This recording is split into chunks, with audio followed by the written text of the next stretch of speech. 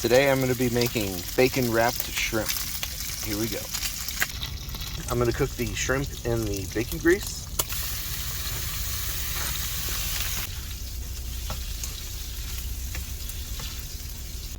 Alright, these are about done.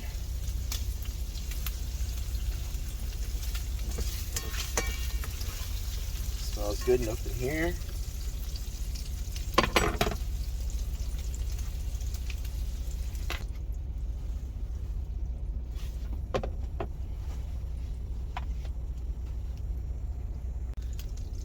Next, I'm going to put about 2 tablespoons of butter in here with all the juices from the shrimp and the bacon to make a good holiday sauce.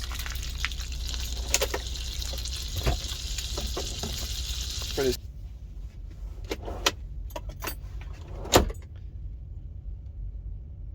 nice holiday sauce.